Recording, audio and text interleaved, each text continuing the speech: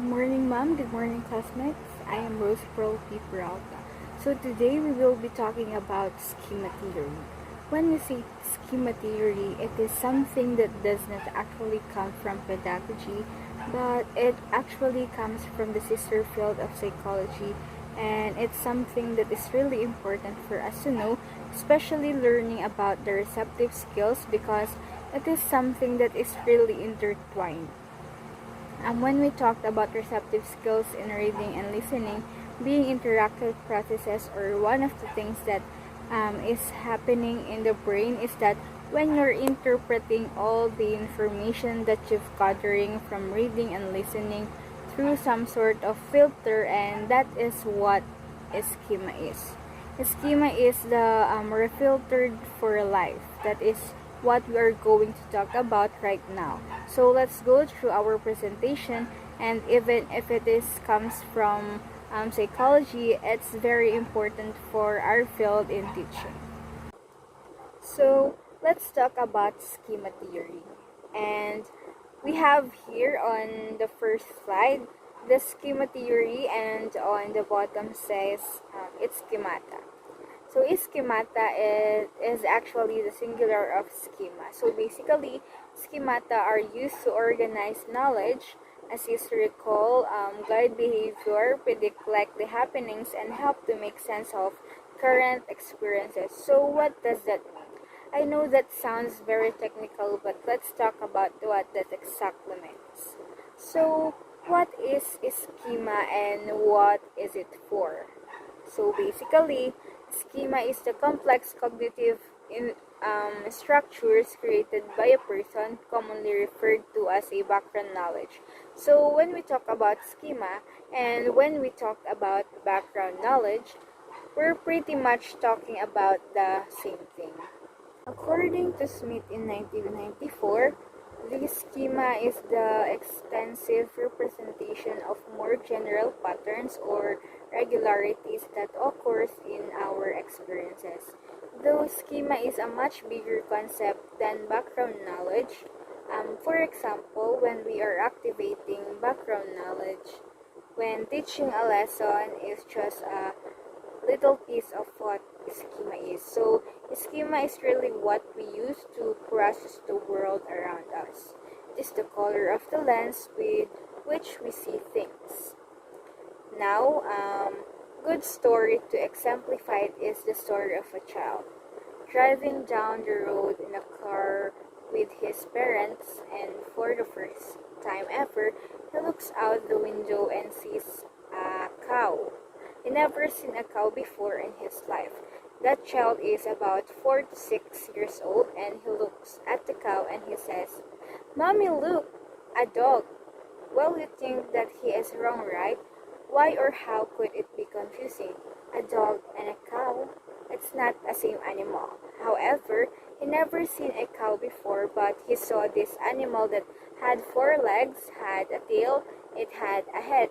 So for him, the closest things that he could interpret to that animal was actually a dog, right? So he used his lens of his previous experiences to be able to interpret the world around him. So when we talk about schema, it's that it's everything that makes you who you are, or that helps you to interpret the world around us. So, if we talk about why schema is a bigger concept than just a simple background knowledge, it is because schema can be divided into different categories. So, for example, there is a social schema. It's the everything you learn from social interactions, right? So, everything that is generated in social cultural events. For example, if you grew up in different country, and when you go to another country where the customs are different, where culture is different, you may have awkward situations, right? Because you are used to doing things when we should do them because of your experience results in a situation. But in another country, they do something different.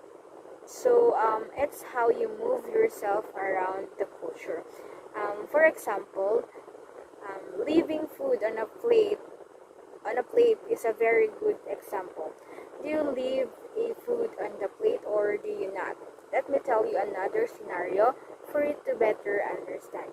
So there is this one person, she went to this another country who is an American who goes to another country, and she gets served a big plate of food, and at the end of that plate of food she was really full, right? But she finished up until the last bite or drop on that plate, because obviously she thought that it was rude to leave food on the plate, especially when they are inviting her, right? So she finishes, and then boom, they serve her a second time, and she's like, oh my god, she can say no, right? So she finishes that another plate full of food because she does not want to leave any food on the plate, and she's really having a hard time on the second plate, but she finishes that. As soon as she finished the last bite, she gets served again, and she like, why do you keep serving me? I had enough. And the lady on the house explained that in that country, you're supposed to leave food on your plate to mean that you're completely full and you can't eat anymore, or you don't want any food. Because if you leave nothing on the plate, it means you can still eat. So that's a clash between cultures, but at the same time, each person was doing what they knew how to do. Each person was acting from their own social schema. So there's also ideological schema, which is basically generated by attitude or opinions. Like for example, political issues.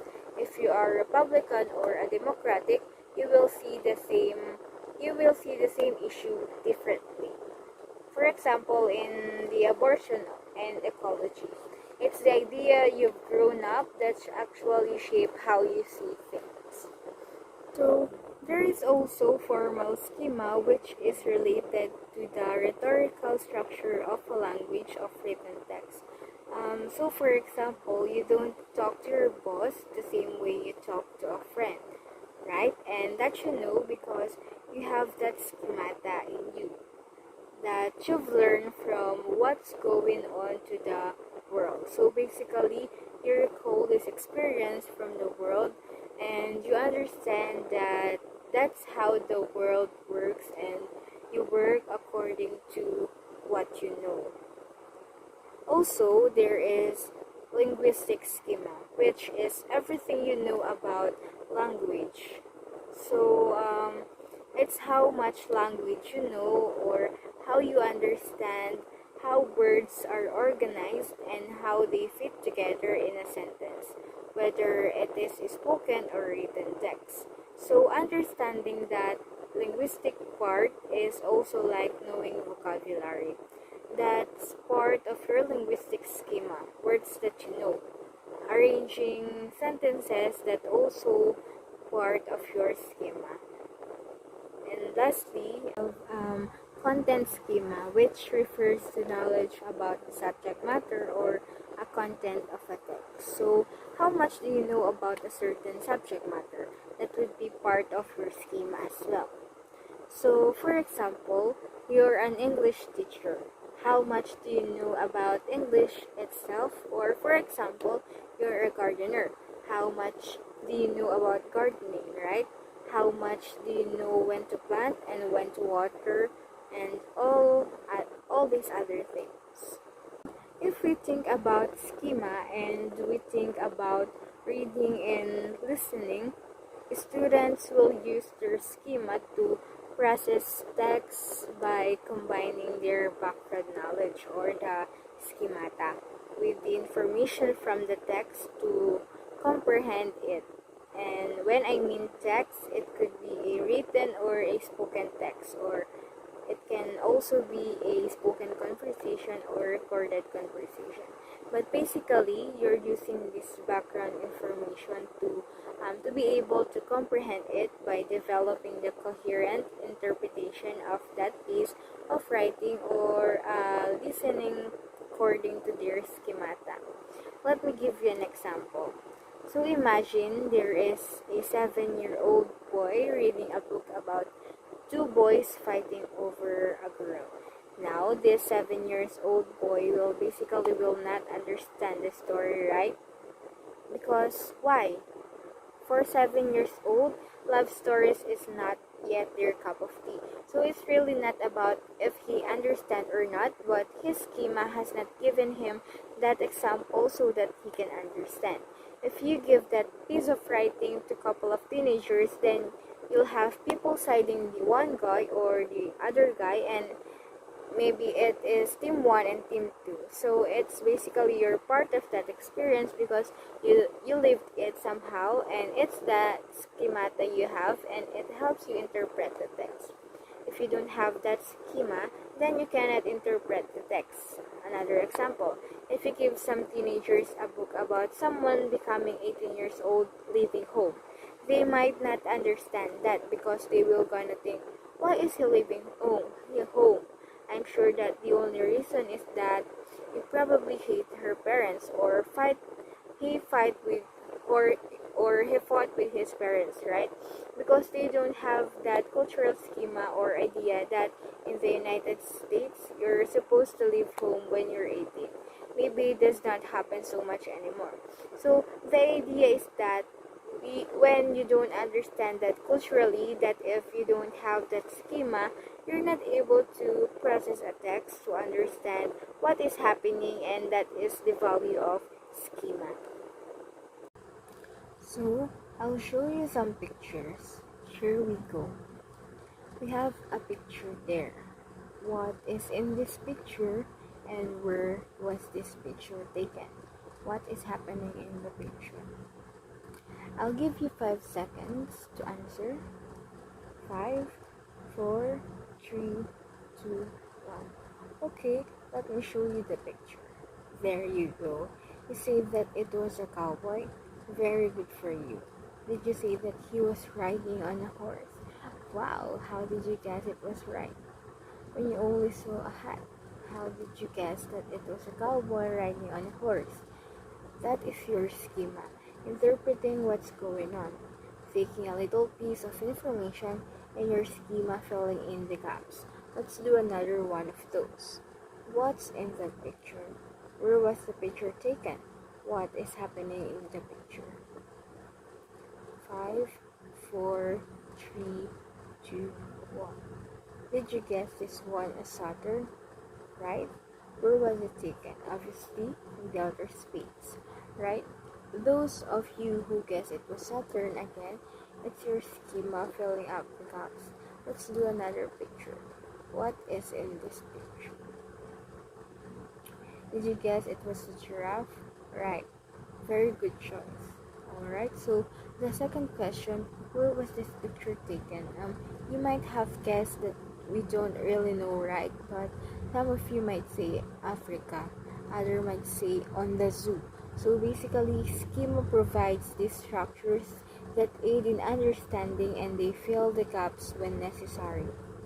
If the students encounter text that is unfamiliar with them, they will overcompensate by slowing down or by guessing or filling in the gaps with their schema, which might really not help in understanding but rather make them get it wrong. So if you're reading something and you don't have enough schema for it, then that's basically mean that you're going to get it wrong most of the time.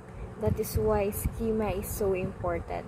You're not gonna understand what you read, so you're going to assume, and you're going to assume incorrectly. You're going to listen to a conversation and then you're gonna guess. And you're going to guess incorrectly what the conversation said. So, schema is super important, and schema is not only a real piece of background knowledge about something, about the exercise that you're doing, but it's actually about the world. So, what do we do with the schemas? Students already know, or they already have, and the schema they don't have but need to able to understand. So basically, the schema needs to be in the classroom, okay? It's need to be there, because if not, your students will not get connected to what they are doing. It will not make sense to them, and they will not be able to interpret what is happening. So, how do you get into the classroom? You can activate it or you can build it. That means if you activate it, you are bringing out what students already know into the classroom. You're making them aware that they already know about these things, and these things relate to what you want them to do in class. You can show them the pictures, ask students what they know, and find out similar concepts, right? But what happens if they don't know something? If they don't know, what will you do? Well, of course, it's not that complicated. You can build it. In other words, you put them in touch of the things that they don't know. You will teach them. You should teach them so that they have the experience that they can relate to whatever they are reading into. In other words, and you are connecting students' knowledge with new content. It could be something as pre-teaching vocabulary or just having a discussion, asking students to share their experience with other students that have the same experiences, sharing text, showing them some videos. That is, there's a thousand of things of doing this.